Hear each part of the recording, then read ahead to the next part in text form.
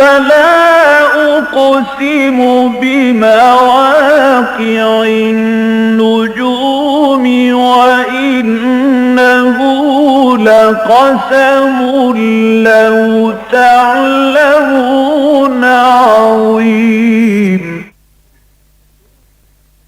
إنه لقرآن كريم في كتاب مكنون لا يمسه إلا المطهرون تنزيل من رب العالمين.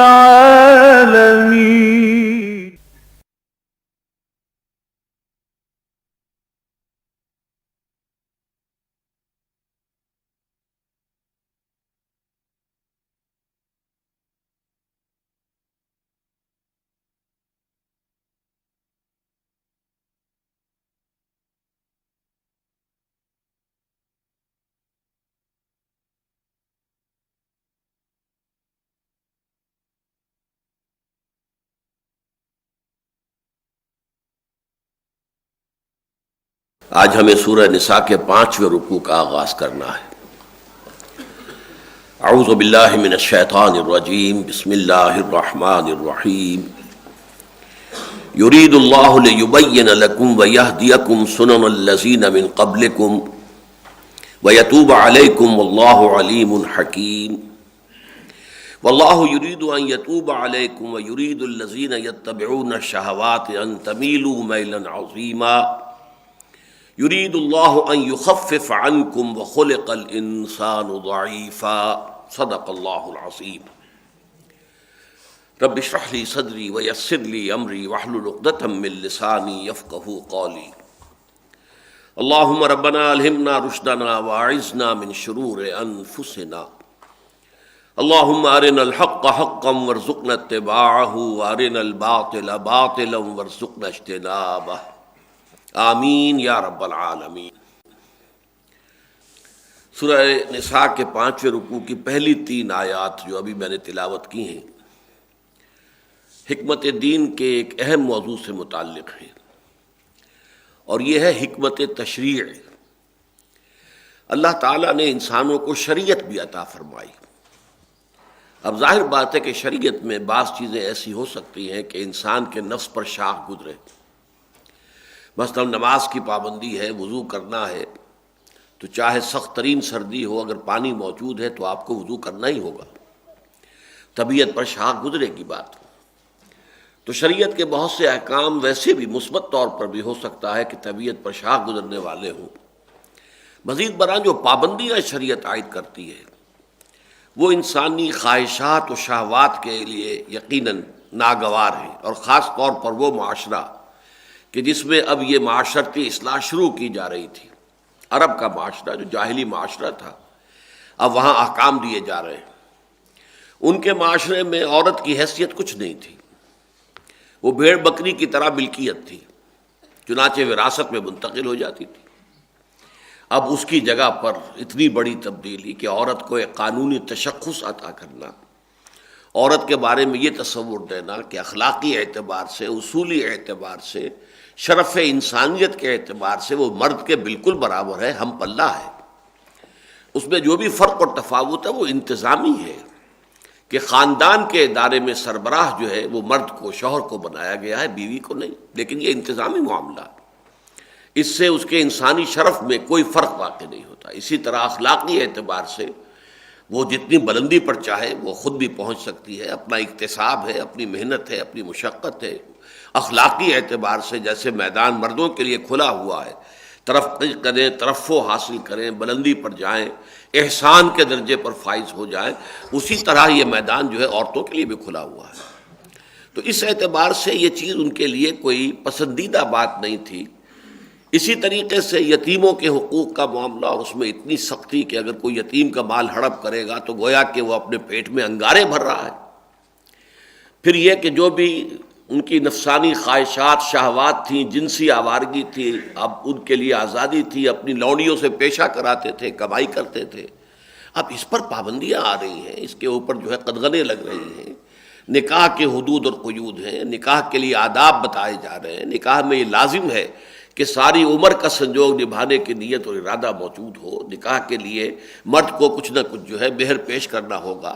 یہ ساری باتیں جو ہے آ رہی ہیں، یہ ان کے مزاج کے بہت منافی تھی، لہذا طبیعت جو ہے ان کی اس سے اپرا رہی تھی، انہیں یہ چیزیں پسند نہیں آ رہی تھیں. اس لیے کہ جو بھی تعامل ہوتا ہے کسی معاشرے میں، جو روایات صدیوں سے چلی آ رہی ہوتی ہیں، ان کو اس طریقے سے بنیادی طور پر تبدیل کر دینا اور بے خبن سے اکھاڑ دینا کوئی آسان کام نہیں ہے. یہ تو معجزہ ہے محمد الرسول اللہ صلی اللہ علیہ وسلم کا کہ آپ نے وہ اصلاحات برپا کی کہ جس سے معاشرہ بالکل تبدیل ہو کر رہ گیا. اب آج بھی دنیا میں مانا جاتا ہے کہ شراب کا انسان عادی ہو جائے تو پھر وہ نہیں چھٹ سکتی، اور اس بنا پر جو ہے میڈیکل سرٹیفکیٹس دیے جاتے ہیں کہ شراب جو ہے اس کے ساتھ اس کا جسم اور اس کا جسمانی نظام اتنا خوگر اور عادی ہو چکا ہے کہ اگر شراب اس کو نہ دی گئی تو اس کی موت واقع ہونے کا اندیشہ ہے.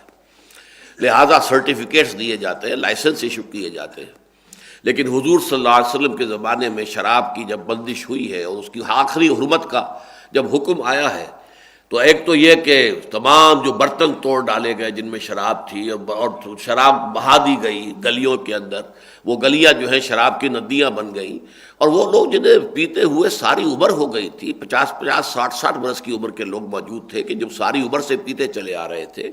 اور عرب معاشرے میں آپ کو معلوم ہے کہ اصل پینے کی چیز جیسے آج مغربی معاشرے میں وہ تو شراب ہی تھی، پانی تو دھونے وغیرہ کے کام کی، غسل اور دھونا اس کام میں آنے والی شے تھی. اصل شے تو جو ہے وہ شراب ہی تھی، ان کے کھانے کے ساتھ جزو لازم تھی. لیکن کس طریقے سے وہاں پر وہ تبدیلی آئی ہے، انقلاب حال آیا ہے، لوگوں نے شراب کو ترک کیا ہے، کسی کی صحت خراب نہیں ہوئی. یہ معجزہ ہے محمد الرسول اللہ صلی اللہ علیہ وسلم کا. اور اس کی اصل بنیاد کیا ہے کہ پہلے ایمان اور یقین کی بنیادیں مستحکم کر دی گئی. اللہ کی ذات پر یقین، اور یہ یقین کہ یہ قرآن اللہ کا کلام ہے اور محمد اللہ کے رسول ہے. جو کچھ یہاں بیان فرمایا جا رہا ہے وہ محمد کے ذاتی خیالات نہیں ہیں صلی اللہ علیہ وسلم، وفداہ آباؤنا و امہاتنا، بلکہ یہ اللہ کے احکام ہے جو ہمارا خالق ہے، مالک ہے، اللہ کل شیء قدیر ہے، بکل شیء علیم ہے، حکیم کامل ہے، حکیم مطلق ہے. یہ اس کے احکام ہے. اس اعتبار سے یہ معجزہ جیسا کہ میں نے عرض کیا حضور کا تھا، ورنہ آسانی سے لوگ جو ہے معاشرتی اصلاحات کو برداشت نہیں کرتے. اب اس ضمن میں جو ہے ان 3 آیات کے اندر اللہ تعالیٰ کی طرف سے دل جوئی بھی ہو رہی ہے، شریعت کی جو حکمت ہے وہ بھی بیان کی جا رہی ہے. شریعت کے اندر انسانی فطرت کے لیے جو بھی گنجائشیں پیدا کی جا سکتی تھی تقاضے پورا کرنے کے لیے وہ بھی شریعت میں پورے کر دیے گئے ہیں.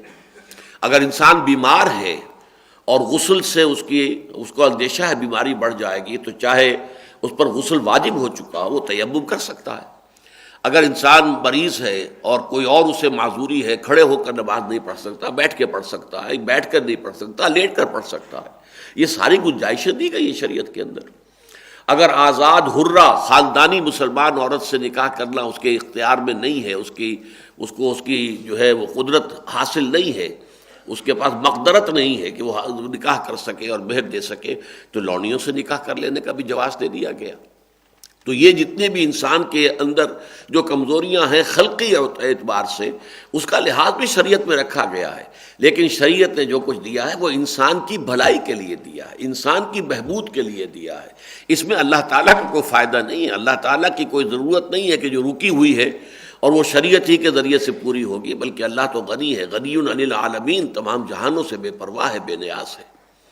یہ مضمون ہے. اور اس میں میں آپ سے عرض کر دوں کہ عیسائیت میں یہ تاکہ کنٹراسٹ سامنے واضح ہو جائے، سائملٹینیس کنٹراسٹ، عیسائیت میں تصور یہ ہے کہ شریعت لعنت ہے. یہ لفظ جو میں کہہ رہا ہوں اچھی طرح جان بوجھ کر کہہ رہا ہوں، لا از اے کرس. یہ باقاعدہ میں نے اپنے کانوں سے یہ سرمن سنا تھا 1970 کے دسمبر میں، جبکہ میں گیا تھا پہلی مرتبہ انگلستان. میرے چھوٹے بھائی برادر عزیز ابصار احمد وہاں پی ایچ ڈی کے لیے مقیم تھے، انہوں نے مجھے دعوت دی تھی. ویسے میں گیا تھا، رمضان میں نے کیا تھا، پورا مکمل بسر کیا تھا مدینہ منورہ میں. پھر حج کا ارادہ تھا، تو ان کا درمیان میں جو ٹائم ہے اس میں آپ 1 مہینے کے لیے انگلستان آ جائیے، یہ دنیا بھی دیکھ لیجئے. تو وہاں میں نے چونکہ کرسمس کا زمانہ تھا، وہ میں 17 دسمبر کو گیا تھا اور 15 جنوری کو وہاں سے واپس لوٹا تھا. تو کرسمس انہی دنوں میں آئی. تو اس میں جو میں نے پروگرام دیکھے ٹیلی ویژن وغیرہ پہ لیکچرز میں، لا از اے کرس، وہ کیوں؟ ان کی دلیل پتہ ہے کیا ہے؟ کہ قانون اگر ہے تو قانون کی خلاف ورزی کا تصور بھی پیدا ہو جائے گا۔ اب ایک شخص قانون کی خلاف ورزی کرتا تو گلٹی کانشنس ہو جائے گا، اور جب گلٹی کانشنس ہو گیا تو یہ ایک اس کی ایب نارمل سائیکالوجی ہو جائے گی۔ یہ اس سے بہتر ہے کہ کوئی قانون نہ ہو، بس انسان کے اندر جو خیر کے جذبات ہیں ان کو اپیل کیا جائے، خیر کی طرف بلایا جائے۔ یہ بالکل ایسے ہی ہے جیسے ہمارے ہاں اب تبلیغی جماعت کا ایک فلسفہ ہے کہ امر بالمعروف اور فضائل کی تبلیغ کر کے، تلقین کر کے ہی ساری اصلاح ہو جائے گی، نہی عن المنکر کی ضرورت نہیں ہے۔ نہی عن المنکر کریں گے کوئی نہ کوئی ناراض ہو جائے گا، کوئی ہمارے ہاں آنا چھوڑ جائے گا، کوئی ہمارے پروگراموں میں شرکت ترک کر دے گا، بلکہ ان کا کہنا بھی ہے کہ یہ لاکھوں آدمی جو ہمارے جلسوں میں جمع ہو جاتے ہیں، اجتماعات میں، اگر ہم نہی عن المنکر کا بھی آغاز کر دیں تو یہ بھیڑ چھٹ جائے گی۔ یہ وہی تقریباً فلسفہ ہے، ڈانڈے ملتے ہیں۔ یہ چونکہ سینٹ پال نے یہ کیا تھا، اصل میں حضرت مسیح علیہ السلام کا جو ہے یہ دین نہیں ہے، جو اس وقت کرسچینٹی ہے، یہ پالزم ہے۔ اور D100 کا مصنف جو ہے اس نے واقعتاً یہ بڑی ہمت کر کے سچی بات کہی ہے، جو نمبر 1 پر لایا ہے محمد الرسول اللہ صلی اللہ علیہ وسلم کو، ڈاکٹر مائیکل ہارٹ، اور اس نے تاریخ انسانی کی عظیم ترین شخصیات 100 جنہوں نے تاریخ کے دھارے کو بدلا ہے، اثر انداز ہوئے ہیں تاریخ کے رخ پر، اور پھر ان میں گریڈیشن کہ ان میں سب سے زیادہ کس نے رخ موڑا، تو وہ نمبر 1، پھر نمبر 2، پھر نمبر 3۔ تو نمبر 1 پر حضور ہیں، اور نمبر 3 پر حضرت مسیح ہیں، اور پھر کچھ اور آگے چل کر پھر سینٹ پال بھی آتے ہیں۔ اور انہوں نے صاف کہا ہے کہ کرسچینٹی جو موجودہ ہے وہ اصل میں پالزم ہے، حضرت مسیح کی طرف اس کی نسبت درست نہیں ہے۔ حضرت مسیح جب تک تھے دنیا میں اس وقت تک یہود عیسائیت کی مثال کی حیثیت جو ہے وہ یہود کے ایک فرقے، یہود کی ایک جماعت کی تھی، یہود ہی میں سے ایک گروہ، وہ کوئی علیحدہ مذہب کی حیثیت تھی نہیں، اور یہ بالکل 100% درست بات ہے۔ اصل میں حضرت مسیح جو ہے وہ دین موسوی کے مجدد تھے، اس کی تجدید کرنے آئے تھے، اور لوگوں کے اندر جو روح دین ختم ہو گئی تھی، روح ایمان، وہ اللہ کی محبت اور آخرت کی جو ترجیح ہے وہ لوگوں کے ذہنوں سے نکل گئی تھی۔ بس شریعت کے اوپر عمل کرنا اور اس کی بھی جو ہے بال کی باریکیاں نکالنا یہ رہ گیا تھا، جیسے کہ آج ہمارے ہاں بہت سے علماء کا طریقہ ہے۔ تو یہ چونکہ اس کی اصلاح کرنے کے لیے حضرت مسیح مبعوث کیے گئے تھے، لیکن پال نے جو ہے شریعت جو ہے، اور حضرت مسیح کہہ کر گئے تھے کہ شریعت تم پر لاگو رہے گی، عائد رہے گی۔ Don't think I have come to destroy law. یہ لا جو ہے، لا سے مراد ہے شریعت موسوی، موزائک لا اسے کہتے ہیں، وہ یہ موسیٰ کا قانون ہے، شریعت ہے جو موسیٰ کے ذریعے سے اللہ نے دی تھی۔ تو وہ تو کہہ کے گئے تھے، آج بھی یہ الفاظ انجیل میں موجود ہیں کہ ہرگز نہ سمجھنا کہ میں شریعت موسوی کو ختم کرنے آیا ہوں، اس کا ایک شوشہ بھی نہیں بدلے گا۔ لیکن سینٹ پال نے اس کو بدل دیا، ختم کر دیا، شریعت ہم پر لاگو نہیں ہے، ساقط ہے۔ تو یہ بھی ایک تصور دنیا میں ہے۔ تو اس اعتبار سے ذرا اس کا کنٹراسٹ جو ہے آپ کو ان آیات میں دیکھیے، یرید اللہ لیبین لکم۔ دیکھو مسلمانوں، تم اسے اپنے اوپر بوجھ نہ سمجھو، ان حدود اور قیود کو۔ اللہ تعالیٰ یہ چاہتا ہے کہ تمہارے لیے واضح کر دے ہر شے کو، صراط مستقیم کو، جو معتدل راستہ ہے دنیا میں زندگی گزارنے کا، سواء السبیل ہے، قصد السبیل جسے کہا گیا، یا صراط مستقیم، اس کو واضح کر دے۔ وَيَهْدِيَكُمْ سُنَنَ الَّذِينَ مِن قَبْلِكُمْ، اور تمہاری رہنمائی کرے ان لوگوں کے راستے کی طرف، وہ نیکی کے پیروکار، وہ انبیاء، صدیقین، شہداء جو تم سے پہلے گزرے ہیں، جو ان کا راستہ تھا، انہی کے راستے کی طرف تمہاری رہنمائی کی جائے۔ ظاہر بات ہے کہ حضور، جیسا کہ قرآن مجید میں آیا ہے کہ اے نبی کہہ دیجئے ما کنت بدعا من الرسل، میں کوئی نیا نویلا رسول تو نہیں ہوں، مجھ سے پہلے بہت سے رسول آئے، بہت سے نبی آئے۔ تو یہ تو ایک بڑی لمبی جو ہے سنہری، جسے زنجیر کہنا چاہیے، گولڈن چین ہے۔ حضرت آدم سے نبوت شروع ہوئی اور حضرت محمد پر صلی اللہ علیہ وسلم اس کا اختتام بھی ہو گیا، تکمیل بھی ہو گئی۔ تو یہ تو ایک بڑی لمبی زنجیر ہے۔ تو ان کے راستے کی طرف اللہ تعالیٰ چاہتا ہے مسلمانوں تمہاری رہنمائی کرے، تاکہ انبیاء، صدیقین، شہداء اور صالحین کے راستوں پر تم چلو۔ وَيَتُوبَ عَلَيْكُمْ، اللہ چاہتا ہے تم پر عنایت فرمانا۔ یہ تابہ یتوب و توبن میں نے کئی مرتبہ عرض کیا ہے، اس کے معنی ہے پلٹنا، لوٹنا۔ تو اصل میں اس کو دو طرف سے جب استعمال کیا جاتا ہے، بندہ جب گناہ کرتا ہے تو گویا کہ اللہ سے سرکشی کرتا ہے، اللہ تعالیٰ سے اس نے منہ پھیر لیا، اعراض کیا۔ پھر اگر توبہ کرتا ہے تو پلٹتا ہے اللہ کی طرف، پھر اس کی جناب میں رجوع کرتا ہے، پھر توبہ کرتا ہے، پھر اے اللہ مجھ سے خطا ہو گئی، پروردگار معاف فرما دے۔ یہ انسان کی توبہ ہے۔ اس کے لیے جب انسان کے لیے یہ توبہ کا لفظ آتا ہے تو الہ آتا ہے، توبو الی اللہ، اللہ کی جناب میں توبہ کرو، اللہ کی طرف توبہ کرو۔ لیکن اب اس کی معصیت کی وجہ سے جو اللہ تعالیٰ نے اپنی نگاہ پھیر لی تھی، اپنی محبت کی نگاہ، اپنی شفقت کی نگاہ، اپنی رحمت کی نگاہ، یہ جو توجہ اللہ تعالیٰ نے ہٹا لی تھی، اب بندہ جب توبہ کرتا ہے، رجوع کرتا ہے پشیمانی کے جذبے کے ساتھ اور عہد کرتا ہے کہ آئندہ ایسی حرکت نہیں کروں گا، تو اللہ تعالیٰ بھی دوبارہ پھر اپنی نظر عنایت کو پھیر لاتا ہے، متوجہ ہو جاتا ہے۔ تو یہ اللہ کی طرف سے توبہ ہے۔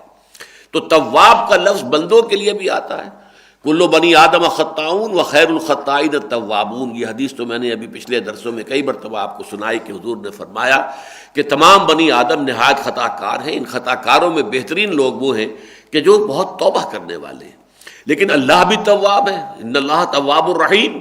تو تواب کا لفظ دونوں طرف سے آئے گا، لیکن جب توبہ کا لفظ اللہ کی طرف سے آتا ہے تو اس کے ساتھ صلہ اعلیٰ ہوتا ہے، کسی پر متوجہ ہونا۔ اللہ کا مقام بہت بلند ہے، وہ اپنے مقام رفیع سے جب عنایت فرماتا ہے، توجہ فرماتا ہے، تو یہ ہے تابع اعلیٰ۔ تو یہاں پر وہی دیکھیں وَيَتُوبَ عَلَيْكُمْ، اللہ تعالیٰ چاہتا ہے کہ اپنی شفقت، اپنی نظر رحمت جو ہے پوری طرح تمہارے شامل حال کر دے۔ وَاللَّهُ عَلِيمٌ حَكِيمٌ، اور تم اللہ کی صفات کو جانتے ہو، وہ سب کچھ جاننے والا ہے اور کمال حکمت والا ہے۔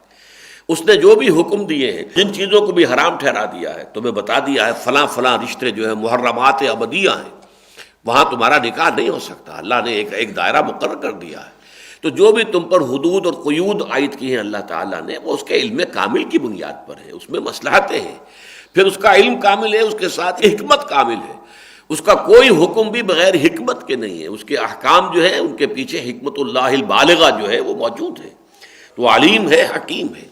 اب دیکھیے اس کو کس قدر اس مضمون کی اہمیت ہم نہیں سمجھ سکتے، اصل میں ہم تو چونکہ شریعت کے عادی ہیں، کچھ چیزیں جو ہیں وہ ہمارے کلچر کا حصہ ہیں، ہمیں معلوم ہے جہاں جہاں نکاح نہیں ہو سکتے، کوئی پڑھانے کی ضرورت ہی نہیں ہے، سب کو معلوم ہے۔ لیکن جس معاشرے میں یہ حدود اور قیود نہیں تھی، جس معاشرے میں کہ سوتیلی ماں کو بھی اپنے گھر میں ڈال سکتے تھے بیوی کی حیثیت سے، جورو کی حیثیت سے، یا اس سے پیشہ کرا سکتے تھے، یا اس کا نکاح زبردستی جہاں چاہتے کر دیتے اور اس کا مہر خود قبول کر لیتے، جہاں ایسی جو کھلا ایک ظلم اور استحصال ہو رہا تھا، اس معاشرے میں اس قسم کی حدود اور قیود کو نافذ کرنا یہ در حقیقت ایک بڑا مرحلہ تھا۔ اور اس مرحلے پر جو بھی بہرحال ان میں ہر طرح کے لوگ تھے، ایسے لوگ بھی تھے جو خود منتظر رہتے تھے کہ ذرا سا حکم آئے اور فوراً وہ اس کے اوپر عمل کرے، ایسے بھی تھے۔ لیکن ایسے بھی تھے کچے مزاج کے لوگ۔ مدینہ منورہ میں آپ کو معلوم ہے کہ ایمان جو ہے، لوگوں نے جو ایمان حاصل کیا یا ایمان انہوں نے اختیار کیا، تو کوئی بڑی قربانی دے کر حاصل نہیں کیا۔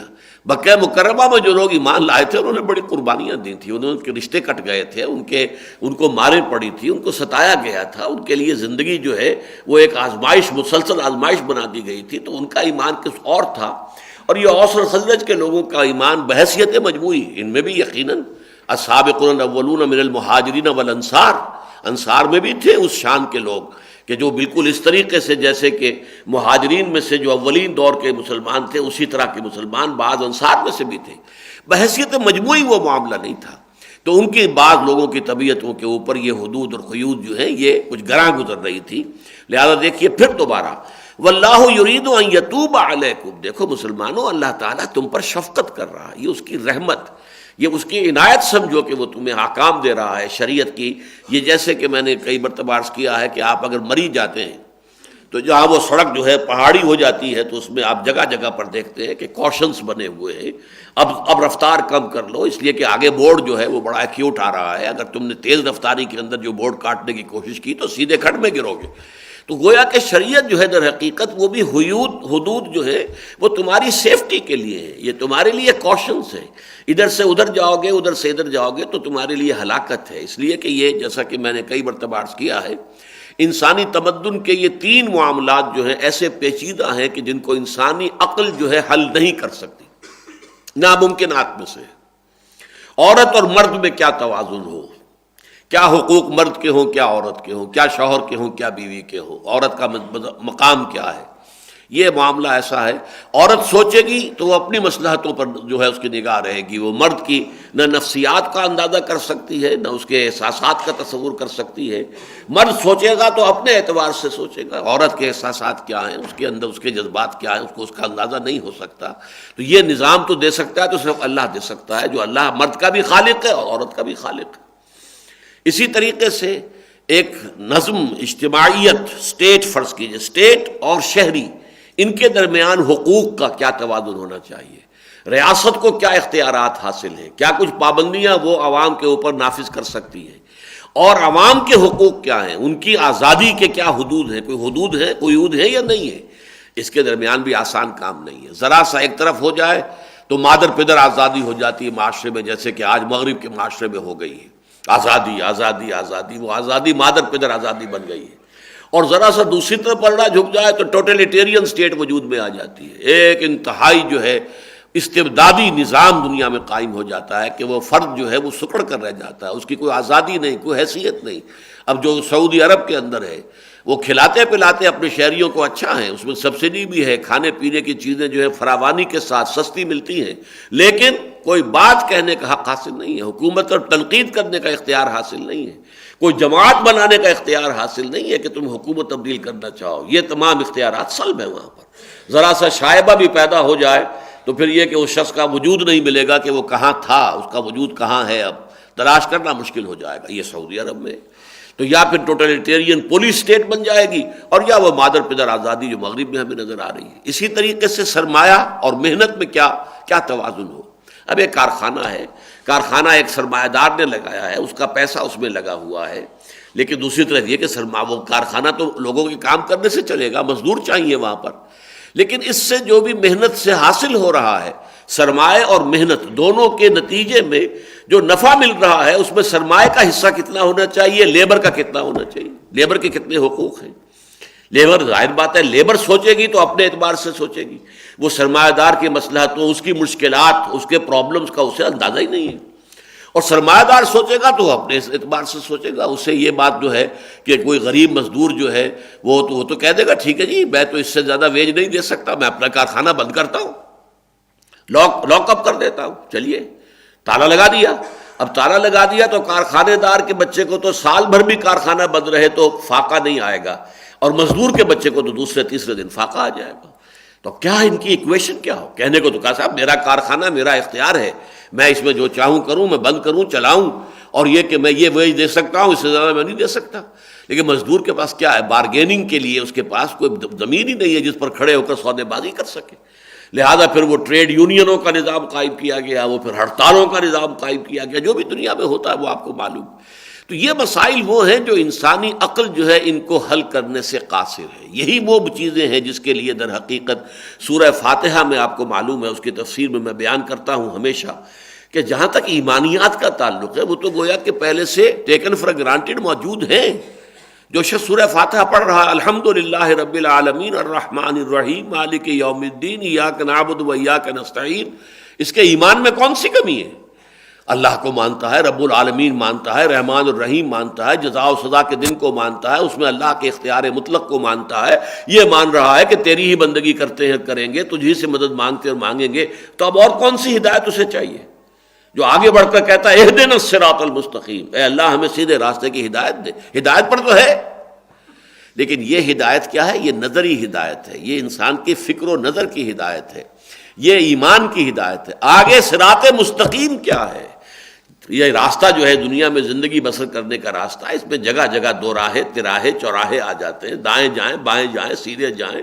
آپ سفر کر رہے ہوتے ہیں تو آپ بھی شش و پنج میں مبتلا ہو جاتے ہیں، سڑک پر نشانات نہ ہوں تو کیسے معلوم ہوگا کہ یہ سڑک ہے کہ جو اب مردان کو جا رہی ہے، اور سیدھی سڑک جو پشاور کو جا رہی ہے؟ یہ نشانات راہ جو ہے یہ ضروری ہیں۔ تو یہ وہ چیزیں ہیں جو اللہ شریعت کی شکل میں انسانوں کو عطا فرمائیں۔ تو شریعت سراسر رحمت ہے۔ واللہ یرید ان یتوب علیکم ویرید الذین یتبعون الشہوات ان تمیلوا میلا عظیما۔ اس کے برعکس وہ لوگ جو اپنی خواہشات کی پیروی کرتے ہیں، شہوات ویسے عام طور پر شہوت کا لفظ جو ہے جنسی خواہش کے لیے خاص ہو گیا ہے، لیکن شہوات سے مراد ہے تمام خواہشات، جو بھی انسان کے جو اینیمل انسٹنکٹس ہیں یہ سب شہوات میں شامل ہیں۔ شہوت میں یعنی جسے آپ انڈ اور لبیڈو کہتے ہیں، وہ سب اس میں جنسی جذبہ بھی شامل ہے، اس میں بھوک کا جذبہ بھی شامل ہے، اس میں اور جو جذبات ہیں وہ بھی ہیں، وہ سب کے سب شہوات. یعنی انسان اگر انسٹنکٹس کے تحت چلے گا تو ظاہر بات ہے کہ وہ تو چاہے گا کہ پھر انسان جو ہے، اگر وہ لوگ چاہتے ہیں کہ تمہیں بالکل یکرخوے رخ پر لے جائیں، ایک طرف جھکا دیں، تمہیں بجائے صراط مستقیم پر لے کر چلنے کے وہ ایک ٹیڑھے راستے کی طرف، ان تمیلوا میلا عظیما، کہ تم پھر جاؤ راہ حق سے اور بہت دور نکل جاؤ. اس لیے کہ ہوتا یہی ہے کہ ذرا سا بھی آپ نے موڑ لے لیا غلط، تو اب جتنا آپ آگے جائیں گے وہ آپ صراط مستقیم سے دور تر ہوتے چلے جا رہے ہیں. یہ سیدھا راستہ جا رہا تھا، آپ نے یہاں پہ تھوڑا سا ٹیڑھ لیا، اور یہ ٹیڑھ اب جتنا آپ آگے بڑھ رہے ہیں سیدھے راستے سے آپ کا فاصلہ بڑھتا چلا جا رہا ہے جتنا آگے بڑھیں گے. حالانکہ وہ ایک ٹرن کے بعد آپ پھر سیدھے جا رہے ہیں، اس کے بعد آپ نے کوئی ٹرن نہیں لیا ہے. پہلے وہ زاویہ شاید چلیے 20 درجے کا زاویہ تھا، صرف تھوڑا سا ٹرن آپ نے لیا تھا، لیکن جتنا اس ٹرن کے اوپر اس سڑک پر آپ آگے بڑھیں گے صراط مستقیم سے آپ کا فاصلہ بڑھتا چلا جائے گا. لہذا فرمایا وَيُرِيدُ الَّذِينَ يَتَّبِعُونَ الشَّهَوَاتِ أَن تَمِيلُوا مَيْلًا عَظِيمًا. وہ تو چاہتے ہیں یہ کہ تمہیں جو ہے اس راہ حق سے، سواء السبیل سے، صراط مستقیم سے، قصد السبیل سے تمہیں پھیر دیں اور پھیر کر تمہیں دور لے جائیں. یرید اللہ ان یخفف عنکم. دیکھیے اب یہ لفظ آیا، اللہ تعالیٰ تو تمہارے ساتھ تخفیف چاہتا ہے، نرمی چاہتا ہے. یرید بکم اللہ، اور یرید اللہ بکم الیسر ولا یرید بکم العسر. یہ سورہ بقرہ میں بھی ہم پڑھ چکے ہیں، جب روزے کے احکام میں فرمایا گیا کہ اگر بیمار ہو یا سفر پر ہو تو تم روزہ قضا کر سکتے ہو، اللہ کی رعایت ہے، اس سے فائدہ اٹھاؤ. یرید اللہ بکم الیسر ولا یرید بکم العسر. اللہ تمہارے ساتھ آسانی چاہتا ہے، سختی اور تنگی نہیں چاہتا. تو یہاں بھی فرمایا یرید اللہ ان یخفف عنکم. در حقیقت تم اگر غلط راستوں پہ بڑھو گے تو اپنے بوجھ بڑھاتے چلے جاؤ گے. نہ صرف یہ کہ اخروی عذاب کا بوجھ بڑھتا جائے گا، دنیا میں بھی پریشانیاں آئیں گی، دنیا میں بھی نظام جو ہے مختل ہو جائے گا، آئلی نظام ختم ہو جائے گا، جیسے کہ آج یورپ میں اور مغرب میں ہو چکا ہے. اب وہ ون پیرنٹ فیملی چل رہی ہے، ماں ہی مائی کو جانتے ہیں، باپ کا پتہ ہی نہیں، باپ کون تھا کہ اس کا نام ہی معلوم نہیں. یہ سارا نظام تلپٹ ہو چکا ہے. یہ معاملہ ہو چکا ہے کہ نہیں ہو چکا ہے؟ اسی طریقے سے ذرا سا راہ اعتدال سے ہٹ جائے تو جیسا کہ میں نے عرض کیا، یا وہ ٹوٹلیٹیرین سٹیٹ ہوگی، بڑی استبدادی مستبد اور جابر حکومت ہو جائے گی. نظام جیسا کہ روس کے اندر تھا، کمیونزم کے نظام کے تحت کوئی حق آپ کو نہیں ہے، کوئی سیاسی جماعت آپ نہیں بنا سکتے، بس ایک ہی جماعت رہے گی کمیونسٹ پارٹی، اور کوئی دوسری جماعت ہو ہی نہیں سکتی بس. اور کوئی نہ اور نقطۂ نظر آپ کو پیش کرنے کا کوئی موقع ہے، نہ کہیں تنقید کرنے کا موقع ہے، کوئی آپ کو رائے دینے کا موقع ہے. تو ذرا سا آدمی موڑ لیتا ہے تو پھر کہاں سے کہاں بات پہنچ جاتی ہے کہ خشت اول چون نہد معمار کج تا سریا بھی روت دیوار کج، پھر وہ بہت ٹیڑھ ہو جاتی ہے. تو در حقیقت تو اللہ نے تمہارے لیے نرمی کی ہے. یہ شریعت جو ہے لا، یہ کرس نہیں ہے، یہ رحمت ہے. یہ در حقیقت لعنت نہیں ہے، رحمت ہے. اللہ تعالیٰ کی طرف سے اپنے بندوں کے لیے آسانیاں پیدا کی گئی ہیں، ان کے لیے بہتری اور ان کی بہبود اور ان کی بھلائی اور انہی کے لیے فوز اور فلاح کا معاملہ ہے. وَخُلِقَ الْإِنسَانُ ضَعِيفًا. اور انسان پیدا ہی کیا گیا ہے کمزور. یہ ٹکڑا جو ہے بڑا ایک دفعہ چونکا دینے والا ہے. خُلِقَ الْإِنسَانُ ضَعِيفًا. انسان ضعیف پیدا کیا گیا، اس لیے کہ بظاہر ایک تضاد سامنے ابھرتا ہے. قرآن مجید یہ بھی کہتا ہے لَقَدْ خَلَقْنَا الْإِنسَانَ فِي أَحْسَنِ تَقْوِيمٍ. ہم نے انسان کو بہترین تخلیق پر پیدا کیا. خَلَقْتُهُ بِيَدَيَّ. آدم کو میں نے اپنے دونوں ہاتھوں سے بنایا ہے. جب شیطان نے انکار کیا تھا جھکنے سے تو تجھے کیا ہے، تو اس کو اتنی سجدہ کرنے کو تیار جسے کہ میں نے خَلَقْتُهُ بِيَدَيَّ اپنے دونوں ہاتھوں سے بنایا. وَلَقَدْ كَرَّمْنَا بَنِي آدَمَ وَحَمَلْنَاهُمْ فِي الْبَرِّ وَالْبَحْرِ وَرَزَقْنَاهُمْ مِنَ الطَّيِّبَاتِ وَفَضَّلْنَاهُمْ عَلَىٰ كَثِيرٍ مِّمَّنْ خَلَقْنَا تَفْضِيلًا. ہم نے تو بہت عزت دی ہے بنی آدم کو، اور ان کو اپنی مخلوقات میں بڑا شرف دیا ہے، بہت اونچا بنایا، جس کو ہم اشرف المخلوقات کے نام سے کہتے ہیں. تو یہاں قرآن کہتا ہے خلق الانسان ضعیفا. ایک اور مقام پر کہتا ہے کہ انسان خلق الانسان من عجل. انسان کی خلقت میں جلد بازی جو ہے، یہ جیسے کہ یعنی شیرازہ آپ بناتے ہیں کسی چیز کا، گوندتے ہیں کسی چیز میں، گارا جو ہے پانی میں گوندا گیا ہے، تو اسی طریقے سے انسان کی خلقت کے اندر جلد بازی گندھی ہوئی موجود ہے. خلق الانسان من عجل. ان الانسان خلق ہلوعا اذا مسہ الشر جزوعا واذا مسہ الخیر منوعا. انسان بڑا تھڑدلا پیدا کیا گیا ہے۔ اب یہ چیزیں بظاہر متضاد ہو گئیں، اس کا تضاد کیسے رفع ہوگا؟ اس کا تضاد اسی سے رفع ہوتا ہے جو آج کل بہت سے لوگوں کی نگاہوں سے یہ حقیقت اوجھل ہے، تسلیم کرنے سے انکاری ہے، کہ انسان اصل میں ایک مرکب وجود کا حامل ہے۔ اس ایک میں دو شخصیتیں موجود ہیں، ایک اس کا عالم خلق کا حصہ ہے، اس کا حیوانی ایلیمنٹ ہے، انسان ایک حیوان بھی ہے، لیکن اس کے اندر اللہ نے اپنی روح پھونکی ہے، اس کا روحانی وجود ہے۔ ان دونوں کے تقاضے ایک دوسرے سے بالکل مختلف ہیں، بلکہ متضاد ہیں۔ ہمارا جو یہ جسمانی نظام ہے، ہمارا جو یہ حیوانی نظام ہے، یہ ہمیں زمین کی طرف متوجہ کرتا ہے۔ اس کی غذا بھی زمین سے آ رہی ہے، گندم بھی یہیں سے آ رہی ہے، چاول بھی یہیں سے آ رہا ہے، گھاس بھی یہیں سے ہے، اسی کو بکری نے کھایا ہے، اسی سے اس کا گوشت بنا ہے، وہ گوشت آپ کھا رہے ہیں۔ اس ہمارے جسم کے لیے کیونکہ یہ بنا بھی مٹی سے ہے، مٹی ہی سے اس کی کل جو تقویت کا ذریعہ، اس کی خوراک، اس کے لیے جو بھی آ رہی ہے مٹی سے آ رہی ہے، اور پھر مرنے کے بعد مٹی ہو کر مٹی میں یہ مل بھی جائے گا۔ یہ وجود وہاں سے آیا تھا وہیں جائے گا۔ منہا خلقناکم وفیہا نعیدکم۔ لیکن وہ جو ہے انا للہ و انا الیہ راجعون، وہ روح تو وہاں سے آئی ہے، وہ عالم ملکوت کی شے ہے، وہ عالم امر کی شے ہے۔ قل الروح من امر ربی یسألونک عن الروح قل الروح من امر ربی۔ یہ روح جو ہے، جو کہ 4 مہینے کے بعد رحم مادر کے اندر ماں کے پیٹ میں، پھر جو بچہ جنین جو پرورش پا رہا ہے، 4 مہینے کے بعد پھر اس میں اس کی لا کر روح شامل کر دی جاتی ہے۔ زندگی نہیں، زندہ تو وہ پہلے بھی تھا، زندہ تو ظاہر بات ہے کہ وہ 4 مہینے جو ہے پہلے اس نے مردہ حالت میں تو نہیں بسر کیے ہیں، وہ ایک لیونگ آرگنزم تھا۔ لیونگ تو وہ سپرمیٹوزوون بھی تھا جو باپ کی طرف سے آیا ہے، لیونگ تو وہ اووم بھی تھا جو ماں کی طرف سے آیا ہے، پھر لیونگ وہ زائگوٹ بھی تھا جو کہ ان دونوں کے ملنے سے بنا ہے۔ لیکن یہ کہ اب روح لا کر لگا دی۔ روح انسانی کے اعتبار سے انسان اشرف المخلوقات ہے، تمام مخلوقات سے بلند تر، یہاں تک کہ فرشتوں سے بھی اعلیٰ۔ یہی وجہ ہے کہ تمام فرشتوں کو حضرت آدم کے سامنے سجدہ کرنے پر مجبور کر دیا گیا۔ ہم نے کہا سجدہ کرو، فسجد الملائکۃ کلھم اجمعون، تمام کے تمام فرشتوں نے مل کر یکبارگی سجدہ کیا۔ لیکن یہ جو زمینی وجود ہے ہمارا، جو خاکی وجود ہے ہمارا، جو حیوانی وجود ہے، یہ ضعیف ہے۔ اس کو میں جو 2 الفاظ سے علیحدہ علیحدہ تعبیر کرتا ہوں کہ ایک ہے ہماری فطرت، فطرت بہت اونچی ہے ہماری، وہ روح، ہمارا روحانی وجود جو ہے وہ فطرت ہے۔ فطرت اللہ التی فطر الناس علیہا، یہ فطرت اللہ ہے، یہ فطرت انسانی فطرت اللہ ہے، فطرت اللہ التی فطر الناس علیہا۔ اور یہ جو ہمارا جسم ہے یہ خلقت ہے، یہ عالم خلق کی شے ہے۔ خلقت کے اعتبار سے انسان بہت کمزور ہے، حیوانات سے بھی کمزور ہے۔ آپ کی بینائی ہے، بہت سے حیوانات کی بینائی آپ سے 1000 گنا زیادہ ہے۔ بہت سے حیوانات اندھیرے میں بھی دیکھتے ہیں، ہم تو اندھیرے میں دیکھ ہی نہیں سکتے، ہماری بینائی تو ختم ہو جاتی ہے، وہ محتاج ہے روشنی کی۔ اور حیوانات میں ایسے بھی ہیں کہ جنہیں روشنی کی ضرورت ہی نہیں، بغیر روشنی کے بھی دیکھتے ہیں۔ تو معلوم ہوا باقی اور صلاحیتوں کے اعتبار سے ہم اعلیٰ نہیں ہیں۔ اصل میں جو شے ہے ہمارا اعلیٰ بنانے والی، وہ روح ہے ہماری، ہمارا روحانی وجود، اس کے اعتبار سے اشرف المخلوقات، اس کے اعتبار سے لقد خلقنا الانسان فی احسن تقویم۔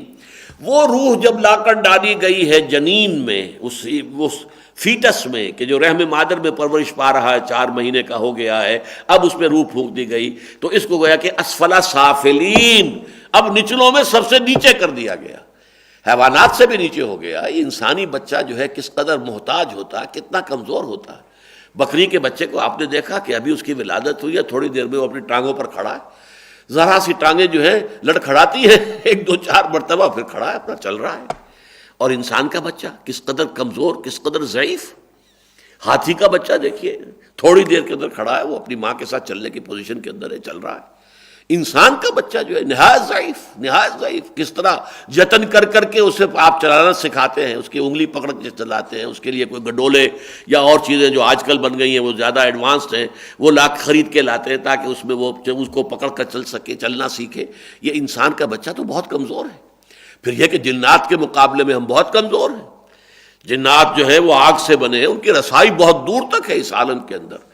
وہ میں سمجھتا ہوں، میری رائے ہے یہ ذاتی، کہ جہاں تک سولر یہ سسٹم ہے پورا، یہ اس کے اندر جنات کی جو آمد و رفت ہے وہ بڑی آسانی سے، اسے کسی راکٹ کی ضرورت نہیں ہے، کسی اور چیز کی ضرورت نہیں ہے، کسی پروپیلر کی ضرورت نہیں ہے۔ جنات جو ہیں اس سولر سسٹم کے اندر آرام سے گھومتے پھرتے ہیں، وہ جدھر چاہیں جائیں آئیں، شکلیں بنا لیتے ہیں مختلف، انسانی صورت اختیار کر سکتے ہیں، حیوانی صورت اختیار کر سکتے ہیں، خاص طور پر سانپوں کی شکل اختیار کرتے ہیں۔ یہ ہے جنات کا معاملہ۔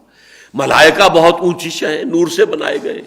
تو جہاں تک ہمارا حیوانی وجود ہے وہ بہت کمزور ہے۔ خلق الانسان ضعیفا، اسی اعتبار سے اس کی عقل ضعیف ہے۔ عقل جو ہے اگر اپنی عقل سے وہ کام لے کر راستہ اپنے تجویز کرے گا، ٹھوکر کھائے گا، دھوکہ کھائے گا۔ جیسا کہ میں نے عرض کیا، عورت سوچے گی تو اپنے حساب سے سوچے گی، مرد سوچے گا تو اپنے حساب سے سوچے گا، سرمایہ دار کارخانے دار سوچے گا تو اپنی مصلحتیں اس کے سامنے ہوں گی، اور اگر مزدور سوچے گا تو مزدور کے سامنے اپنے مسائل، اپنی مشکلات، اپنے پرابلمس ہوں گے۔ ریاست جو ہے وہ چاہے گی زیادہ سے زیادہ اختیار اس کے پاس ہو، کنٹرول ہو، بس حکم دے اور عوام اس کے مطابق جو ہے وہ حرکت کرے، کوئی چوں چرا نہ ہو۔ لیکن عام آدمی چاہتا ہے میری بھی کوئی بات ہونی چاہیے، کوئی مجھے حق ہونا چاہیے، میں بھی کوئی بات کر سکوں، اپنی رائے عقول اپنا لگا سکوں کہ میں یہ کہتا ہوں۔ تو یہ ہے جو کہ آپس میں آ جاتے ہیں، متباین ہیں اور متناقض یہ تقاضے جو ہیں وہ آتے ہیں۔ اس لیے فرمایا خلق الانسان ضعیفا، یہاں اس کی خلقت کا تصور ہے۔ فطرت کے اعتبار سے انسان بہت بلند، اشرف المخلوقات، لقد خلقنا الانسان فی احسن تقویم، وہ فطرت کے اعتبار سے، وہ اپنی روحانی وجود کے اعتبار سے، لیکن اپنے اس حیوانی وجود کے اعتبار سے، اپنے خاکی الاصل وجود کے اعتبار سے، اپنے زمینی وجود کے اعتبار سے وہ ضعیف ہے، اور ضعیف بھی ہے، تھوڑ دلا بھی ہے، ظلوم اور جہول بھی ہے، جیسا کہ سورہ احزاب کے اندر فرمایا گیا، ہلوع بھی ہے، اس میں جلد بازی بھی ہے، اس کی سرشت کے اندر یہ چیزیں موجود ہیں۔ یا ایھا الذین آمنوا لا تاکلوا اموالکم بینکم بالباطل الا ان تکون تجارۃ عن تراض منکم ولا تقتلوا انفسکم ان اللہ کان بکم رحیما۔ اب شریعت کے دو بہت اہم کھاتے ہیں جو ایک آیت میں جمع کیے گئے۔ شریعت اسلامی یہ چاہتی ہے کہ اسلامی معاشرے کے اندر جان اور مال کا احترام ہو، ایک دوسرے کی جان ایک دوسرے کے لیے حرام، ایک دوسرے کا مال ایک دوسرے کے لیے حرام۔ ہاں مال کا معاملہ یہ ہے کہ اگر تجارت کے ذریعے سے کوئی نفع حاصل ہو جائے، آپ نے جا کر دکاندار سے جوتا خریدا ہے، جوتے اس نے وہ لیا تھا، بنوایا تھا کاریگر سے 200 روپے میں، آپ کو اس نے بیچا ہے 300 میں، 250 میں، اسے آپ کے 50 روپے یا آپ کے 100 روپے جو حاصل ہو گئے نفع، یہ جائز ہے۔ لیکن اس میں یہ ہے الا ان تکون تجارۃ عن تراض منکم، باہمی رضامندی سے تجارت ہو۔ یہ تجارت جو ہے یہ چونکہ سب سے بڑا ذریعہ ہے، ویسے تو یہ کہ جائز مال جو ہے منتقل ہوتا ہے، وراثت کے ذریعے سے بھی مال مل جاتا ہے، اب اس میں تجارت تو نہیں ہے، ہدیہ بھی ہوتا ہے، ہبہ بھی ہوتا ہے، مختلف شکلیں ہیں کہ جس کے ذریعے سے انسان کو دوسرے کسی انسان کا مال جو ہے وہ پہنچ جاتا ہے، اور وہ جائز ہے، حلال ہے، حرام نہیں ہے۔ لیکن جو زیادہ تر معاملات جو ہے، جو بھی انسان کا جو معاملات چلتے ہیں آپس میں، لین دین کے معاملات ہیں، اور تمدن کا جو کاروبار زیادہ چلتا ہے، اس میں جو مین چیز ہے وہ تجارت ہے۔ لیکن تجارت میں یہ ہے کہ عن تراض منکم، اب اس سے وہ چیزیں خارج ہو جائیں گی، مثلا مونوپلیز بنی ہوئی ہیں، کارٹلز بنے ہوئے ہیں، کچھ لوگوں نے گٹھ جوڑ کر لیا ہے کہ ہم 8 جو ہے پارٹیز ہیں کہ جو فلاں چیز جو ہے یہاں پر مینوفیکچر کر رہے ہیں، ہم 8 مل کر طے کرتے ہیں کہ اتنے فیصد ہم نے نفع لینا ہی لینا ہے، کوئی کم پہ نہیں بیچے گا۔ اب کیا کریں گے لوگ؟ یہ گٹھ جوڑ جو ان کا ہے، جو کارٹل ہے ان کا، ان کی جو مونوپولی بن گئی ہے، اس کی وجہ سے انہیں معلوم ہے کہ یہ ہم سے ناجائز منافع لیا جا رہا ہے، لیکن مجبوری ہے، وہ لیں گے۔ کوئی ایک شخص جو ہے کسی وقت وہ سادہ جب مارکیٹنگ ہوتی تھی، فرض کیجئے کہ ایک وقت میں اس نے بہت کچھ جو ہے وہ ذخیرہ کر لیا، گندم بہت ذخیرہ اپنے پاس کر لیا، اور مارکیٹ میں ہے نہیں، اب وہ اپنی من مانی قیمت مانگ رہا ہے، اور وہ لوگوں کو دینے پر مجبور ہے، اس لیے کہ ظاہر بات ہے زندہ رہنے کے لیے گندم تو چاہیے۔ یہ ان ترازم نہیں ہوگا، اگرچہ بظاہر تو یہ ہے کہ صاحب ٹھیک ہے میں تو فلاں قیمت پر بیچ رہا ہوں، آپ کو لینا ہو تو لے لیجئے، نہیں لینا تو جائیے اپنا راستہ دیکھیے، بظاہر تو اس کے اندر یہ ہے کہ رضامندی ہے۔ اسی طرح سود کا معاملہ ہے، بظاہر تو رضامندی ہے، لیکن ظاہر بات ہے کہ انسان اس رضامندی کے ساتھ کبھی سود کا معاملہ نہیں کرتا۔ اب بیع معجل ہی ہے فرض کیجئے، جسے کہ ہمارے کچھ لوگوں نے، علماء کی اکثریت نے جائز قرار دے رکھا ہے۔ ایک شے جو ہے یہ اگر آپ نقد پیسے دیتے ہیں تو یہ 200 روپے کی ہے، لیکن اگر آپ 1 مہینے کے بعد پیسے دیں گے تو یہ 230 روپے کی ہے۔ اب یہ 30 روپے جو آپ سے مزید وہ لے رہا ہے، کیوں دے رہا ہے؟ کہ اس وقت آپ کے پاس دینے کے لیے پیسے نہیں ہیں، یہ آپ کی مجبوری سے فائدہ اٹھا رہا ہے، یہ ایکسپلائٹیشن ہے، لہذا یہ جائز نہیں ہے، یہ حرام ہے۔ ہاں کوئی شے بازار میں عام ریٹ اس کا ہے ہی نہیں، لہذا اس کا معاملہ اور ہو سکتا ہے کہ اس کے لیے کوئی نقد کا یا وہ علیحدہ علیحدہ قیمتیں ہیں ہی نہیں، ہے ہی کوئی شے جو کہ بک رہی ہے تو وہ یعنی قرض ہی پر بک رہی ہے، اس کا معاملہ علیحدہ ہو جائے گا۔ لیکن جو شے بازار میں اس وقت کم قیمت پر مل رہی ہے، وہ ایک شخص صرف اس لیے کہ ادھار پر خرید رہا ہے، وہ زیادہ قیمت دے کر اگر خرید رہا ہے، زیادہ قیمت کا اقرار کر کے، تو وہ یقیناً انترازن نہیں ہے، وہ آپس کی رضامندی سے نہیں ہے، وہ بلکہ ایک ایکسپلائٹیشن ہے۔ اس کے اندر مجبوری اس کی جو ہے کہ اس وقت دینے کے لیے اس کے پاس 200 روپے نہیں تھے، لہذا وہ 1 مہینے کے بعد جو ہے 30 روپے مزید دے رہا ہے۔ تو ایک تو یہ کہ لا تاکلوا اموالکم بینکم بالباطل، مت کھاؤ اپنے مال آپس میں باطل طریقے سے۔ دیکھیے اموالکم بڑا عجیب تصور دیا گیا ہے، اگرچہ ٹھیک ہے یہ تمہارا مال ہے، یہ میرا مال ہے، یہ اس کا مال ہے، یہ اس کا مال ہے، لیکن تم سب ایک ہو۔ جیسے کہ فرمایا گیا کہ مسلمان جو ہے وہ تو ایک جسم کے مانند کا جسد واحدہ، تو یہ سارا مال تمہارا مشترک مال ہے۔ ٹھیک ہے اسلام میں ملکیت علیحدہ ہے، یہ میری ملکیت ہے، یہ آپ کی ملکیت ہے، یہ آپ کی ملکیت ہے، یہ آپ کی ملکیت ہے، علیحدہ علیحدہ ملکیتیں ہیں، لیکن جب آپ ایک کمیونٹی بن گئے، آپ ایک امت بن گئے، آپ جو ہے در حقیقت ایک ہی یعنی جو ہے اس نظم کے اندر آپ منسلک ہو گئے، تو یہ آپ کا مشترک مال ہے۔ اب آپس میں اس مال کو ہڑپ کرنا باطل طریقے سے یہ حرام ہے۔ الا ان تکون تجارتا عن تراض منکم، ہاں اس میں نفع اٹھایا جا سکتا ہے، لیا جا سکتا ہے باہمی رضامندی سے۔ ایک شخص خریدتا ہے چیز، اسے معلوم ہے کہ یہ شخص جو ہے فرض کیجئے کہیں سے کسی نے باہر سے امپورٹ کی ہے کوئی چیز، اور وہ مارکیٹ میں اور بھی لوگ ہیں، وہ قیمتوں کا جو ہے تقابل کر لیتا ہے کہ فلاں دکان پر اتنے میں مل رہی ہے، فلاں دکان میں اتنے میں مل رہی ہے، اور وہ وہاں پر سودا کرتا ہے، خریدتا ہے۔ اس میں گرجنگ نہیں ہوتی کہ ٹھیک ہے یہ تو اب اس نے وہاں سے امپورٹ کیا ہے، اتنا پیسہ انویسٹ کیا تھا، اس کے اندر اس نے تکلیف اٹھائی ہے، مال جو ہے آیا ہے یہاں پر اس نے گودام میں رکھا ہے، پھر اس نے اپنے شو روم میں لا کے رکھا ہے، تو اسے اس کے کچھ اجرت ملنی چاہیے، اس کا کوئی معاوضہ ملنا چاہیے۔ لیکن یہ کہ اگر وہ کارٹلز کی شکل میں ہو، وہ مونوپولیز کی شکل میں ہو، تو ظاہر بات ہے کہ وہ پھر مجبوری بالاکراہ جو ہے اس کے اندر جو ہے رضامندی ہوتی ہے، وہ خوش دلی کے ساتھ رضامندی نہیں ہوتی۔ تو یا ایھا الذین آمنوا لا تاکلوا اموالکم بینکم بالباطل الا ان تکون تجارتا عن تراض منکم ولا تقتلوا انفسکم، اور مت قتل کرو اپنے آپ کو۔ اس میں ظاہری الفاظ کے اعتبار سے بعض لوگوں نے خودکشی مراد لی، خودکشی مت کرو، یہ جان اللہ تعالیٰ کی امانت ہے تمہارے پاس، اور اللہ نے اس کا ایک خاص وقت مقرر کیا ہوا ہے جب اس نے واپس لینی ہے، تم اس سے پہلے ہی اسے واپس دے رہے ہو، در حقیقت وہ یہ جرم ہے، یہ بہت بڑا گناہ ہے، خودکشی بہت بڑا گناہ ہے، کبائر میں سے، بہت بڑے گناہوں میں سے۔ لیکن اصل مقصد یہ ہے کہ یہاں پر یہ مراد نہیں ہے بنیادی طور پر، بلکہ جیسے مال کو کہا تھا اموالکم، تمہارے مشترک مال ہے، ایسے ہی ایک اسلامی معاشرے میں ہر مسلمان کی جان گویا کہ تمہاری اپنی جان ہے، تم ایک جسد واحد ہو، تم در حقیقت ایک امت وحدہ ہو، اس اعتبار سے تمہاری جانیں ایک دوسرے کی مشترک ہیں۔ لا تقتلوا انفسکم، اپنے آپ کو مت قتل کرو۔ اپنے کسی بھائی کو قتل کیا ہے تو گویا کہ اپنے آپ کو قتل کیا ہے، اور جیسا کہ آگے چل کر ہم دیکھیں گے کہ سورہ مائدہ میں تو آیا ہے فَكَأَنَّمَا قَتَلَ النَّاسَ جَمِيعًا، جس شخص نے ایک انسان کو بھی ناحق قتل کیا۔ حق کے ساتھ قتل کرنے کی مختلف شکلیں ہیں، کسی نے قتل کیا تھا جواباً قتل ہو رہا ہے، اس کے قصاص میں قتل ہو رہا ہے، کوئی مرتد ہو گیا تھا اس کو قتل کیا جا رہا ہے، کوئی زانی شادی شدہ ہے اسے رجم کیا جا رہا ہے۔ اس طرح کی مختلف شکلیں ہیں کہ جو جائز ہے، یا کافر وہ حربی ہے جس کے ساتھ جنگ ہے ڈکلیئرڈ، ورنہ اگر کافر آپ کا ذمی ہے اس کی جان بھی اتنی ہی محترم ہے جتنی کسی مسلمان کی جان ہے، وہ جان نہیں دی جا سکتی اس کی، اس کا مال بھی اتنا ہی محترم ہے جتنا کسی مسلمان کا مال ہے، ذمی کا، حالانکہ وہ مسلمان نہیں ہے، وہ کافر ہے، لیکن نہیں وہ ذمی ہے، اس کا ذمہ لیا اسلامی ریاست نے اس کی حفاظت کا، اس کی جان کا بھی، اس کے مال کا بھی۔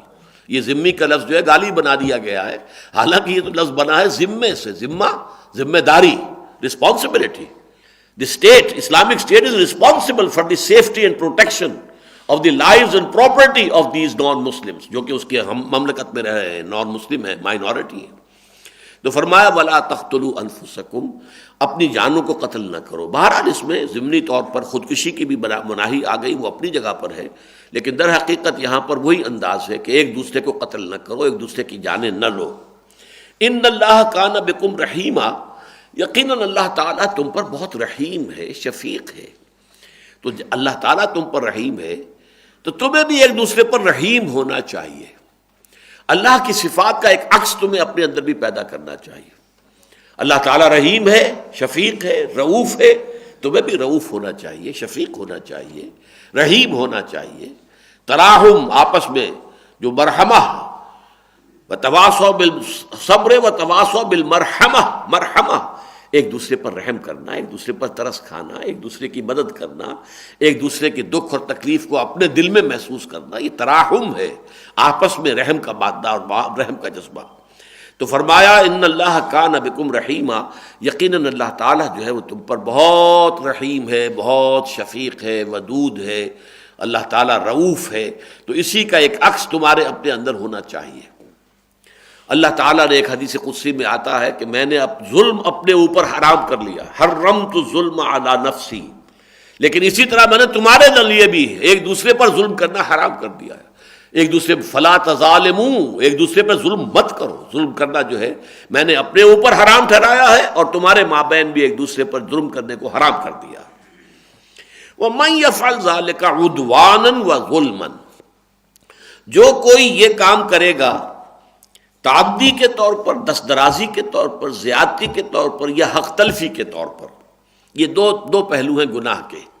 ایک عدوان ہے، آپ آگے بڑھ کر اپنے حق سے آگے دست درازی کر رہے ہیں، جھپٹا مار رہے ہیں، اور آپ جو ہے کسی پر زیادتی کر رہے ہیں۔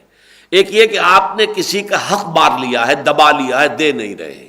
یہ دو چیزیں ہیں، عدوان آگے بڑھ کر دست درازی کرنا، کسی پر زیادتی کرنا، کسی پر ظلم کرنا، اور ظلم کسی کا حق دبا لینا، مار لینا، غصب کر جانا۔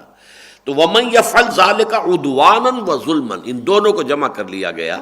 جو کوئی بھی یہ حرکت کرے گا، چاہے وہ عدوان کی صورت میں ہو اور چاہے وہ ظلم کی صورت میں ہو، حق تلفی کی صورت میں ہو، اور یا یہ کہ کسی پر زیادتی اور دسترازی کی صورت میں ہو، فَسَوْفَ نُصْلِيهِ نَارًا، تو ہم عنقریب اسے آگ میں داخل کر دیں گے۔ وَكَانَ ذَلِكَ عَلَى اللَّهِ يَسِيرًا، اور یہ اللہ پر بہت آسان ہے۔ یہ اللہ پر بہت آسان ہونے سے مراد کیا ہے؟ ایک تصور یہ ہے، اور یہ لوگوں نے جو ملنگ قسم کے جو صوفی ہوتے ہیں، ملنگ ٹائپ، انہوں نے یہ چیز ایجاد کی ہوئی ہے کہ اللہ کسی کو سزا دے گا۔ نہیں نہیں نہیں نہیں، کوئی دیکھو، تم اپنے کسی بچے کو آگ میں ڈالنے کو تیار ہو جاؤ گے، چاہے کچھ بھی کیا اس نے، کچھ بھی کیا، کچھ بھی کیا، کیا آگ میں ڈال دو گے؟ تو دیکھو اللہ تو زیادہ شفیق ہے۔ تم اپنے بچوں پر جتنے رحیم اور شفیق ہو، اللہ اپنے خلق پر، الخلق و عیال اللہ، مخلوق تو اللہ تعالیٰ کے عیال اور اس کے کنبے کے مانند ہے، وہ آگ میں ڈالے نہیں۔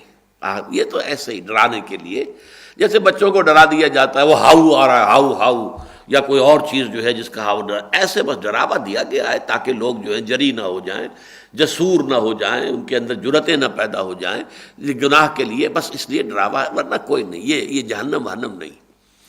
یہ اسی آبادی میں، ماڈل ٹاؤن میں، یہ آج سے کوئی میں 25-30 برس پہلے کی بات کہہ رہا ہوں، ایک درس قرآن میرا تھا یہاں،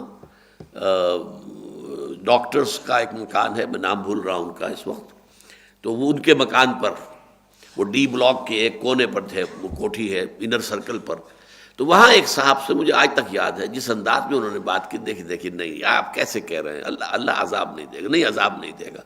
تو ان کی وہ کیفیت ابھی تک میرے سامنے موجود ہے جس انداز میں انہوں نے کہی بات۔ لیکن اللہ تعالیٰ اس لیے فرماتا کہ نہیں، اللہ پر یہ ہرگز شاق نہیں گزرے گا، یہ اللہ کے لیے آسان ہے۔ اللہ نے سزا دینی ہے، اللہ نے فرما دیا ہے، اور اس میں کوئی جھوٹ نہیں ہے، یہ کوئی دھوکہ نہیں ہے، فریب نہیں۔ جب جہنم کے سامنے کھڑا کیا جائے گا، پوچھا جائے گا الیس ھذا بالحق، اب یہ ہے حق ہے، حقیقت ہے کہ نہیں ہے جہنم؟ تم کہتے تھے ڈھکوسلا ہے، تم سمجھتے تھے صرف ویسے ہی دھونس جمانے کے لیے، ہمیں ڈرانے کے لیے، ذرا بچوں کو جیسے بہلانے کے لیے اور کوئی خائف کرنے کے لیے کہہ دیا جاتا ہے ایسے، یہ حق ہے یا نہیں؟ قالوا بلا وربنا، کہیں گے ہاں کیوں نہیں ہے، ہمارے رب یہ واقعی حق ہے۔ تو والجنت حق والنار حق، یہ تہجد کی دعاؤں میں سے ہے حضور صلی اللہ علیہ وسلم کی، اللہم لک الحمد انت خالق السماوات والارض ومن فیہن ولک الحمد، اللہم لک الحمد انت رب السماوات والارض ومن فیہن ولک الحمد، اللہم لک الحمد انت نور السماوات والارض ولک الحمد، انت الحق ووعدک الحق وقولک حق ولقاؤک حق والجنة حق والنار حق والساعة حق ومحمد حق والنبیون حق والقرآن حق۔ یہ تمام چیزیں حق ہیں، برحق ہیں، ان میں کہیں بھی کوئی دھوکہ نہیں ہے، فریب نہیں ہے، یہ واقعی ہیں، قطعی ہیں، یقینی ہیں، حقیقی ہیں، ان میں کوئی اشتباہ نہیں ہے، کسی شک و شبہ کی گنجائش نہیں ہے۔ وَمَن يَفْعَلْ ذَلِكَ عُدْوَانًا وَظُلْمًا فَسَوْفَ نُصْلِيهِ نَارًا وَكَانَ ذَلِكَ عَلَى اللَّهِ يَسِيرًا ان تجتنبوا کبائر ما تنہون عنہ نکفر عنکم سیئاتکم وندخلکم مدخلا کریما۔ اگر تم جن چیزوں سے تمہیں روکا جا رہا ہے ان میں سے بڑی بڑی چیزوں سے رک جاؤ گے تو ہم تم سے تمہاری دوسری چھوٹی برائیوں کو دور کر دیں گے، معاف کر دیں گے، تمہارے نامہ اعمال سے دھو دیں گے، وندخلکم اور داخل کریں گے تمہیں مدخلا کریما، ایک بڑے عزت والے مقام میں۔ یہ مضمون بھی شریعت کے اور دین کے حکمت کے مسائل میں سے بہت گہرا ہے، اور یہ قرآن مجید میں 3 دفعہ آیا ہے یہ مضمون، کبائر اور صغائر کا تصور، کبیرہ گناہ اور چھوٹے گناہ۔ اور اس میں اصل میں جو چیز مقصود ہے وہ یہ ہے، ویسے تو یہ ہے کہ کبائر کیا ہیں، صغائر کیا ہیں، اس میں کوئی ایک رائے پیش نہیں کی جا سکتی، چنانچہ میں کچھ احادیث نوٹ کر کے لایا ہوں۔ بخاری اور مسلم میں یہ روایت موجود ہے کہ کبیرہ گناہوں میں جو سب سے بڑے ہیں میں تمہیں ان سے باخبر کرتا ہوں، اللہ تعالیٰ کے ساتھ کسی مخلوق کو شریک یا ساجی ٹھہرانا، ماں باپ کی نافرمانی کرنا اور جھوٹی گواہی دینا۔ یہ 3 گویا کہ کبائر حضور نے فرمائے، کہیں آپ نے 7 کبائر گنوائے ہیں، کہیں 10 گنوائے ہیں، یہ مختلف ہے، روایات مختلف ہیں۔ اور حضرت ابن عباس کے سامنے کہا گیا، کسی نے کہا کہ 7 کبیرہ گناہ ہیں، تو آپ نے فرمایا 700 کہتے تو بہتر تھا۔ یہ کبائر کی کوئی فہرست مرتب نہیں کی جا سکتی۔ پہلی بات تو یہ ہے کہ ہر شے جو فرض اور واجب ہے، فرض اور واجب، اس کا ترک کر دینا گناہ کبیرہ ہے۔ روزہ فرض ہے، ترک کر دیا گناہ کبیرہ کا مرتکب ہو گئے۔ نماز روزہ فرض ہے، زکوٰۃ فرض ہے، جس پر حج فرض ہے اور وہ نہیں کر رہا ہے اس کو اسے کفر سے تعبیر کیا گیا، گناہ کبیرہ ہے۔ پھر یہ کہ جن افعال پر یا تو دنیا میں سزا جو ہے وہ شریعت نے معین کر دی ہے، قتل ناحق ہے، سرقہ ہے، چوری ہے، شراب کا پینا ہے، وغیرہ وغیرہ، حدود جو قرآن نے اور حدیث نے، سنت نے معین کر دی ہیں، زنا ہے، اس کی سزا ہے، وہ تمام جو ہے وہ کبائر میں شمار ہوں گے۔ اسی طرح جن گناہوں پر اخروی سزا، اور اس میں خاص طور پر جہاں کہیں کفر کا لفظ آ گیا یا لعنت کا لفظ آ گیا، اللہ تعالیٰ نے ان پر لعنت کی، وہ بھی کبائر ہیں۔ اور پھر یہ بھی ہے کہ چھوٹے چھوٹے گناہ جو ہیں ان پر بھی اگر دوام ہو، استمرار ہو، مسلسل کیے جا رہے ہوں تو وہ بھی کبیرہ بن جائے۔ تو اس اعتبار سے کبائر کی کوئی فہرست مرتب کرنا جو ہے وہ ممکن نہیں ہے۔ ابن حجر مکی نے اس کی فہرست مرتب کی ہے تو وہ 463 گناہ جو ہیں وہ کبیرہ گناہ ہیں۔ اور بھی بعض کتابیں لکھی گئی ہیں اس موضوع کے اوپر، لیکن جیسا کہ میں نے عرض کیا، یہ کوئی ایک جو ہے اس میں مرتب کرنا نہیں۔ اصل میں ذہنیت جو ہے وہ جو پیش نظر ہے وہ یہ ہے کہ دین میں یقیناً ایک ریشو پروپورشن کا معاملہ ہے، کوئی چیز بڑی ہے، کوئی چیز چھوٹی ہے۔ بڑی چیزوں کا ترک کرنا یہ ہونا چاہیے سب سے پہلے انسان کا ہدف اور مقصود۔ چھوٹی چیزیں جو ہیں ان کے بارے میں بہت زیادہ حساس ہونے کی بھی ضرورت نہیں ہے۔ بڑی چیزوں کو چھوڑ دو گے، بڑے گناہوں کو، تو اللہ چھوٹے معاف بھی فرما دے گا۔ ہمارے ہاں اس وقت کیا ہو رہا ہے، اس کے بالکل برعکس، کبیرہ گناہوں میں تو پوری طریقے سے ملوث ہیں، سودی لین دین کر رہے ہیں، تم بھی کر رہے، میں بھی کر رہا ہوں، نہ تم مجھے کچھ کہنا نہ میں تمہیں کچھ کہوں گا۔ ہاں دیکھنا یہ تم نے رفع دین نہیں کیا، تمہاری نماز نہیں ہوئی، جا جھگڑا رفع دین پہ ہو رہا، یا تم نے آمین بالجہر کہہ دیا، تمہاری نماز ختم ہو گئی۔ ان چھوٹی چیزوں کے اوپر اس میں یہ تفرقہ بھی ہو رہا ہے، من دیگرم تو دیگری، ہم اور ہیں تم اور ہو، ہم علیحدہ ہیں تم علیحدہ ہو۔ چھوٹی چیزوں کے اوپر، جس کو کہ حضرت مسیح علیہ السلام نے کہا، یہود کے علماء کا یہ طرز عمل تھا جو آج ہمارے ہاں بھی ہے، کہ تم مچھر چھانتے ہو اور سموچے اونٹ نگل جاتے ہو۔ وہی ہمارے ہاں معاشرے کے اندر ہے، بڑے بڑے گناہ آدمی کر رہا ہے، سودی کاروبار میں ملوث ہے، یا سود کے اوپر رقم لے کر مکان بڑا بنایا عالیشان، یا سود کے اوپر رقم لے کر اور اپنے جو کاروبار کو زیادہ وسیع کیا ہے، یا یہ کہ اپنی رقم رکھوا کر سودی طور پر اور اس کی جو سود ہے اس کا کھا رہے ہیں، گزارا کر رہے ہیں، اور اس کے لیے بڑے دلائل ہیں۔ کیا کریں جی، اب ہماری گریچوٹی کی رقم تھی، اب ہم کسی کو دے دیں تو بھی وہ کھا جائے گا، اور ہم خود کاروبار کر نہیں سکتے، ساری عمر تو ہم نے ملازمتیں کی ہیں، ہم کاروبار جانتے نہیں ہیں، تو ہم اگر کاروبار بھی کریں گے تو سب لوز کر بیٹھیں گے، کسی کو دیں گے تو یہاں تو سب کھاؤ پیر ہیں، بے ایمان ہیں، جھوٹے ہیں، لہذا ہماری رقم ڈوب جائے گی، کیا کریں، اب ہم نے بینک میں رکھ دیا، کھا رہے ہیں۔ یہ دلائل ہے، حرام کے لیے لوگوں نے مختلف دلائل گھڑ لیے، لیکن یہ کہ اس کے بعد چھوٹی چھوٹی چیزوں کے اندر بڑے حساس ذرا سی بات کے اوپر جو ہے وہ فتویٰ لگا دیں گے، یہ ذہنیت ختم ہونی چاہیے۔ اصل میں واٹ از واٹ، آدمی کو واضح ہونا چاہیے کہ جو بڑی چیزیں ہیں، جو بڑے گناہ ہیں، مثلا اب آپ کو معلوم سورہ فرقان کی جو آخری رکوع ہے جو ہمارے منتخب نصاب میں بھی شامل ہے، اس میں ایک آیت میں 3 گناہوں کو جمع کیا گیا۔ والذین لا يدعون مع اللہ الہا آخر ولا يقتلون النفس التي حرم اللہ الا بالحق ولا يزنون ومن يفعل ذلك يلقى اثاما۔ وہ لوگ کہ جو اللہ کے سوا کسی اور معبود کو نہیں پکارتے، کسی اور سے دعائیں نہیں کرتے، شرک اس سے مجتنب ہے۔ نمبر 2، اور نہیں وہ قتل کرتے ہیں کسی انسان کو مگر حق کے ساتھ۔ ہاں، قانون کے تحت اگر قتل کا وہ مستحق ہو چکا ہے تو قتل جان لی جائے گی، اس کی مرتد کو قتل کیا جائے گا، زانی شادی شدہ ہے رجم کیا جائے گا۔ قتل کے بدلے اگر مقتول کے ورثاء اسی کا مطالبہ کریں کہ جان کے بدلے جان ہی چاہیے ہمیں، تو قتل کیا جائے گا۔ کافر حربی ہے تو قتل کیا جائے گا۔ یہ 4 شکلیں ہیں، ان 4 شکلوں کے سوائے کسی انسانی جان کا ضائع کرنا جائز نہیں ہے، ہرگز جائز نہیں۔ یہ 4 شکلیں ہیں کل، تو ظاہر بات ہے، لیکن اگر اس کے زد میں آ گیا ولا يقتلون النفس التي حرم اللہ الا بالحق ولا يزنون، اور تیسری چیز وہاں زنا لائی گئی۔ چنانچہ اسی طرح میں آپ کو دوسری حدیث سناتا ہوں، یہ بھی بخاری اور مسلم کی ہے، کہ حضور صلی اللہ علیہ وسلم سے کسی نے دریافت کیا کہ سب سے بڑا گناہ کون سا ہے؟ آپ نے فرمایا تم اللہ کے ساتھ کسی کو شریک ٹھہراؤ حالانکہ اس نے تمہیں پیدا کیا ہے۔ پھر پوچھا کہ اس کے بعد کون سا گناہ سب سے بڑا ہے؟ تو فرمایا کہ تم اپنے بچے کو اس خطرے سے مار ڈالو کہ وہ تمہارے کھانے میں شریک ہوگا، یعنی قتل کا معاملہ آ گیا، اور قتل خاص طور پہ بچے کو قتل کر دینا، خشیت املاق، مفلسی کے خوف سے بچے کو قتل کر دینا، تمہیں اس کو کھلانا پڑے گا۔ پھر پوچھا کہ اس کے بعد کون سا گناہ سب سے بڑا ہے؟ فرمایا کہ اپنے پڑوسی کی بیوی کے ساتھ بدکاری کرنا۔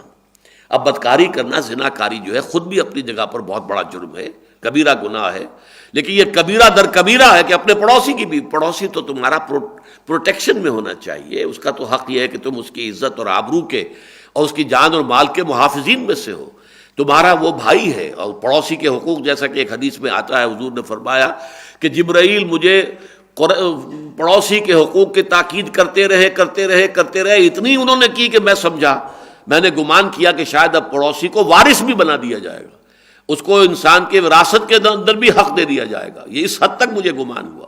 تو یہ پڑوسی کا حق ہے، لہذا گناہ در گناہ گویا کہ ہوا یہ کہ ایک تو زنا ہے اور ایک زنا پڑوسی کی بیوی سے۔ تو اس طریقے سے مختلف احادیث میں جو بڑے بڑے گناہ، اسی طرح حقوق والدین ایک اور حدیث میں آتا ہے، والدین کے ساتھ جو ہے وہ بدسلوکی کرنا، والدین کے حقوق کو ختم کر دینا۔ ہاں، اس کے ساتھ جیسا کہ قرآن مجید میں آیا ہے سورہ بنی اسرائیل میں، استثنائی صورتحال ہو سکتی ہے۔ فرض کیجئے بڑی عمر میں جا کر کسی کا ذہنی توازن ٹھیک نہیں رہا تو اب کیا کرے گا؟ اب باپ ہو یا ماں ہو، ان کے اوپر تو قدغنیں لگانی پڑیں گی، ان کے اوپر ان کی باتیں جو ہے رد کرنی پڑیں گی، ان کے خلاف جو ہے ان کی یعنی حکم عدولی کرنی پڑے گی، نافرمانی کرنی پڑے گی، اس لیے کہ ان کا اب دماغی توازن ٹھیک نہیں، وہ جو چیز چاہ رہے ہیں، جس چیز کا حکم دے رہے ہیں وہ صحیح نہیں ہے۔ لیکن یہ کہ عام حالات میں حقوق والدین بھی، چونکہ قرآن مجید میں 4 مقامات پر اللہ کے حق کے بعد سب سے بڑا حق جو آیا ہے وہ والدین کا آیا ہے، وَبِالْوَالِدَيْنِ إِحْسَانًا وَقَضَىٰ رَبُّكَ أَلَّا تَعْبُدُوا إِلَّا إِيَّاهُ وَبِالْوَالِدَيْنِ إِحْسَانًا۔ اور اگلے رکوع میں اس سورہ مبارکہ میں بھی انشاءاللہ یہ مضمون آ جائے گا۔ بہرحال ان تجتنبوا کبائر ما تنہون عنہ، اگر تم اجتناب کرتے رہو گے، بچتے رہو گے ان بڑی بڑی چیزوں سے جن سے تمہیں روکا جا رہا ہے، نکفر عنکم سیئاتکم، تو تمہاری دوسری برائیاں جو ہیں، چھوٹے جو بھی تمہارے گناہ ہیں، صغائر ہیں، وہ ہم تم سے دور کر دیں گے. وَنُدْخِلْكُمْ مُدْخَلًا كَرِيمًا، اور تمہیں داخل کریں گے ایک بہت بڑے باعزت مقام میں. اللہم ربنا اجعلنا منہم، اللہم ربنا اجعلنا منہم، اللہم ربنا اجعلنا منہم، آمین یا رب العالمین.